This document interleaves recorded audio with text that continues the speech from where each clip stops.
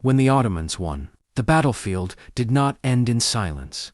It ended in chains. The men who fought were slaughtered or enslaved. But the true terror fell on their wives. For them, survival was worse than death. They were not simply prisoners. They were commodities. The Ottomans had perfected a system where women, captured in war, were stripped of identity and turned into property. It wasn't random pillage, and it wasn't chaos. It was law, codified, organized, written into the empire's machinery. Before we dive in, hit subscribe so you don't miss our next descent into history's darkest corners. These women had a name under Islamic jurisprudence: Sabaya, spoils of war, and the Ottomans applied the rule with chilling efficiency. The process began immediately. Specialized officers entered, captured cities, and separated people with ruthless precision. Men, women, and children were divided like livestock. The wives of fallen warriors faced a degrading inspection. Ottoman doctors and officials examined them head to toe, testing teeth, checking bodies, calculating fertility. Their age, beauty, and health determined their price. Young women with striking features were marked for Constantinople. Older ones were condemned to heavy labor or discarded into obscurity. It was an industry of humiliation. A noblewoman, who once carried respect, could be handled like cattle. Her body prodded in the open streets. Her value shouted out like a number. The nightmare only worsened on the road. Long columns of captives chained together were forced to march for weeks. Some collapsed from hunger or exhaustion and were left to die on the roadside. Others were crammed into wagons like sacks of grain. Reaching the markets alive was already a form of survival. But what awaited was worse. The slave markets of the Ottoman world were not secret, lawless dens. They were official institutions, regulated and taxed by the state. In Constantinople, Bursa, and Ankara, women were lined up for inspection under the eyes of eager buyers. Buyers could touch, examine, even test them before making an offer. A woman's skills were put on display like tools at a stall: sewing, weaving, cooking. If she failed to impress, she was beaten or priced down. There was no dignity left. The humiliation was the point. Women were forced to smile under threat, to show obedience, to act as though they had already accepted their fate. Behind them, scribes recorded everything: names, origins, ages, values. These ledgers of misery filled Ottoman archives. The most beautiful captives faced the darkest fate. They were funneled into the empire's harems. Forget the later myths of silk and luxury and forbidden romance. The harem was a gilded cage, a prison wrapped in gold. Inside Topkapi Palace, thousands of women from every conquered land were held in confinement, competing for survival under the watch of eunuch guards. Language, faith, even names were stripped away. A Christian woman from Hungary or Greece would wake up one morning renamed, forced to speak Ottoman, Turkish, forced to adopt Islamic rituals. Refusal was punished with starvation, whipping, or isolation in blackened cells. The harem was not just sexual exploitation, it was psychological annihilation. Women fought for scraps of influence, knowing that favoritism could mean protection and survival, while rejection meant abuse or death. Many never adapted. Some descended into madness. Others took their own lives in desperation. The harem was not paradise. It was a graveyard for identity. For the wives of important men, the torment was even sharper. If their husbands were commanders or nobles, they were often forced to serve the very officers who had destroyed their families. Their degradation was intentional. It sent a message: if the noble women of your land can be broken, no one is safe. Resistance would always end with humiliation. The cruelty was systematic. Imperial scribes registered every detail: a woman's origin, her skills, her beauty, her price. It was the ultimate bureaucracy of dehumanization. To the empire, these women were numbers in a ledger, proof of power, written in ink. But the Ottoman machine did not stop at enslavement.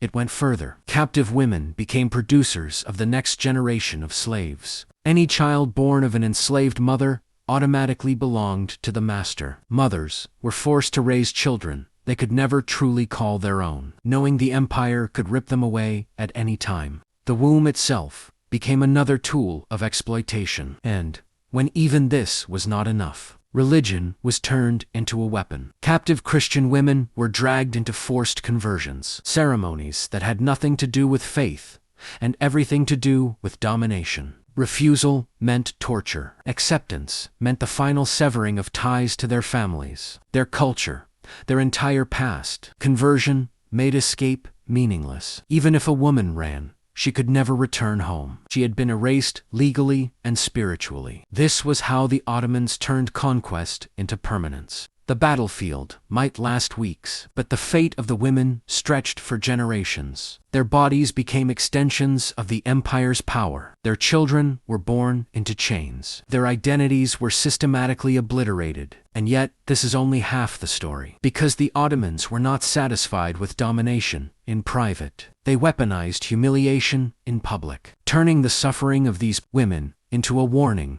carved into the memory of every conquered people. What came next was darker still. Forced conversion was not about saving souls. It was about breaking them. Women were marched into humiliating rituals where priests of their faith were absent, their gods mocked, their refusal punished. Refused to recite the Islamic declaration of faith, and they faced starvation, whipping, or confinement in darkness. Except, and the chains sank deeper. A Christian wife became, in the empire's eyes, a Muslim slave with no path back. Escape to her old community was impossible. Her family would not recognize her. Her church would not take her back. Conversion was a second death. The Ottomans understood that destruction was most effective when it was permanent. That is why they used children as weapons. Enslaved women gave birth to sons and daughters who were never theirs. A newborn was not considered a child of the mother, but property of the master. A boy might be raised as a servant,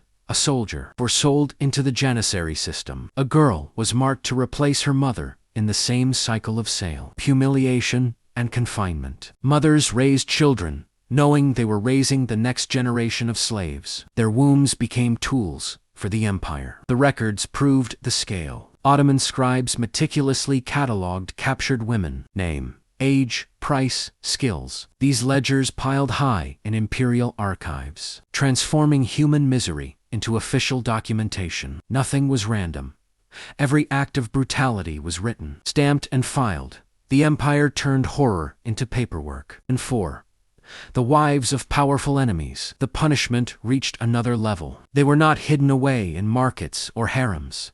They were paraded. Public humiliation broke not just the woman, but the community watching her. She became a living reminder that no rank, no nobility, no bloodline could resist Ottoman power. Resistance did happen, but it came at a price. Some women attempted escapes, bribing guards, slipping notes to family, or starving themselves to death as their only act of control. The empire thrived on examples. But the Ottomans were not satisfied with controlling the present. They reshaped entire societies through this system. Entire communities across the Balkans, Eastern Europe, and the Middle East were gutted of women. Generations disappeared. Villages lost their daughters, mothers, and wives, permanently warping the population balance. This was demographic warfare. Extermination by removal. The scars lasted centuries. Survivors, who somehow escaped or were freed, carried their trauma for life. Some could no longer speak their native tongue after years of forced assimilation. Others could not pray in the religion they once cherished. Many were rejected by their own families, who saw them as tainted. They returned home as strangers, living evidence of what conquest had done to them. Historians once brushed over these details. They wrote of Ottoman military victories, architecture, administration. They spoke of grandeur and tolerance. But hidden in archives were the receipts of human lives, ledgers filled with the suffering of women whose names were erased. For centuries, their voices were ignored, buried under the myths of empire. Only in recent decades, with deeper study of primary sources, has the true scale become undeniable. And the efficiency of the system was perhaps its most terrifying feature. This was not chaos. It was order. A structured machine of enslavement designed to run smoothly, endlessly, generation after generation. Women became units of value, their suffering legitimized by law, their exploitation sanctified by ritual. The Ottomans exported this cruelty. Their methods influenced other Islamic states, spreading the precedent of regulated slavery, harems, and forced conversion. What they built became a template, one that endured for centuries beyond their empire. This was not just history. It was a model of how a state can strip away humanity while wearing the mask of civilization. Cannon fire destroyed walls, but bureaucracy destroyed lives. One erased stone, the other erased identity. And in this system, no woman was safe. Not even noble women, not even the wives of commanders, not even the children born within palace walls. The empire proved that conquest did not end when the battle was won. It lived on, in ledgers, in harems, in generations of enslaved children who would never know freedom. But there was something else, something that made this system even darker, something that ensured the suffering of these women was not just physical, not just generational, but eternal in memory. Because the Ottomans didn't just take bodies, they took names.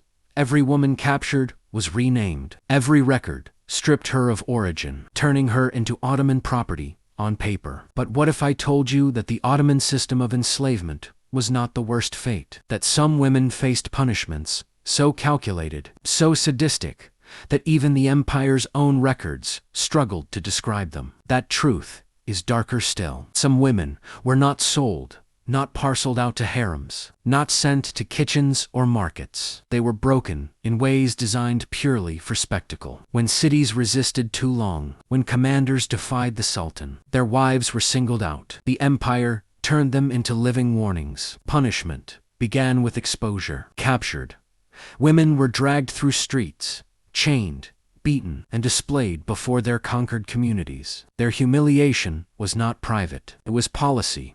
A commander's wife might be stripped of her clothing and paraded before the very soldiers who had slaughtered her family. Her body became a banner of defeat. She torments a lesson to the survivors. Then came branding, hot irons pressed against skin, burning symbols into flesh, not to mark ownership, but to erase dignity. Others were forced into roles designed to mock their former status. Noble women, once seated beside kings, were made to clean the floors of Ottoman barracks. Wives of military leaders served wine to the officers who butchered their husbands. And it didn't end with humiliation. Some women were deliberately placed in positions where death was slow and public. Locked in iron cages, hung from city gates, they were left to starve in sight of their own people. Their torment dragged on for days, each hour a living demonstration of the price of resistance. But the darkest fate was reserved for women who bore children of fallen leaders. The Ottomans feared bloodlines. They feared the possibility that one day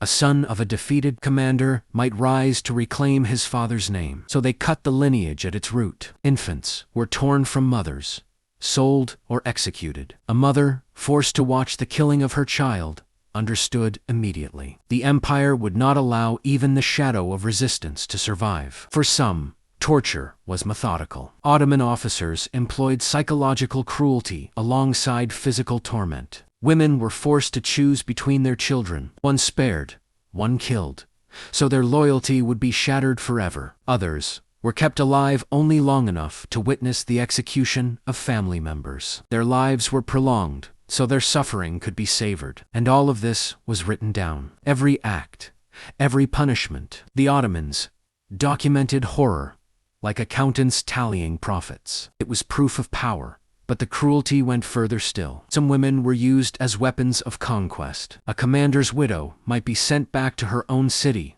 under Ottoman control, forced to spread obedience among her people. She walked as a puppet. Her survival is tied to her betrayal of her past. Communities that looked at her no longer saw a leader's wife. They saw the empire's tool. There were also experiments in degradation. Some women were deliberately starved, then paraded with food dangling just out of reach. Others were forced into fights against one another, gladiator-like spectacles, staged for the amusement of soldiers. The empire did not simply want obedience. It wanted entertainment.